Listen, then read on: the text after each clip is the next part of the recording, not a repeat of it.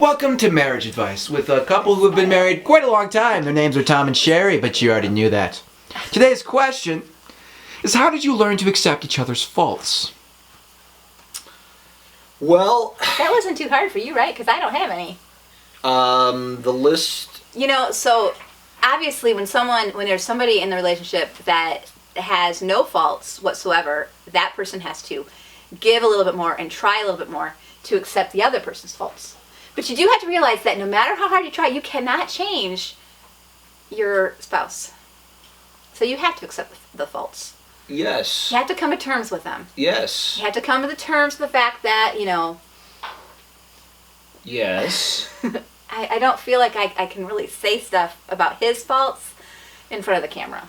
Yeah, I mean, don't want to hurt you. no. And we don't have that much time. You said this was like, what, a 2-minute segment? Yeah, so that would like take when up, I like, a try whole lot to of time. get up in the morning, first thing in the morning, and get things done, what I always appreciate is a wife who likes to rest. Like I go, yeah, nobody snores in the morning like you do. Interesting, you should say snoring, yes, because nobody one can of his snore main like this faults man, is this woman snoring. right here. Nobody, see, I have noticed this. One of his faults is that he practices what's called projection. Now, projection is when you have something that is wrong with you, but you act like the other person has that thing wrong. So from here on out, recognize that everything he says is probably projection, so it's probably his fault that he is projecting onto me. Exactly. Like for the fact that walking around with glasses that are smudged all the time, how do you see? I mean, obviously that's a fault of mine because my glasses are always smudged, and so I'm projecting that on my spouse. You know what I'm saying? Or the fact that I have to have my hair colored all the time to hide what really would show out. I really feel like the hair thing is an issue. That's a fault. Is this an issue that we need to talk about? That's a fault that you might want to hide. At least and so I have hair. do the same thing. Speaking of which, Wait.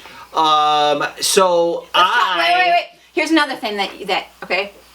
Somebody just gradually speaks louder every day. Really loud. Oh, wow.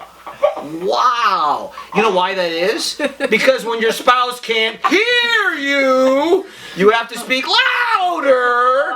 Otherwise, she says, "Please stop mumbling." I don't think I've ever said so that I have to speak louder so I can register in her earlobes right there, okay? And let's talk about the phone. I mean, oh my goodness, the phone. There is never anyone I've seen who scrolls Facebook more than the person to my right. I work on Facebook. You make nobody can waste time on Facebook like you. Scrolls.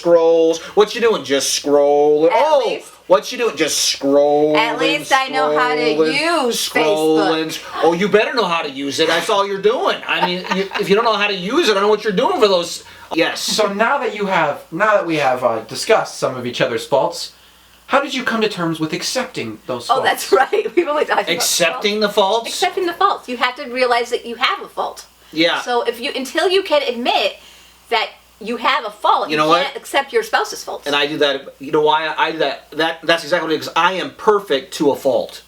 That's all it is.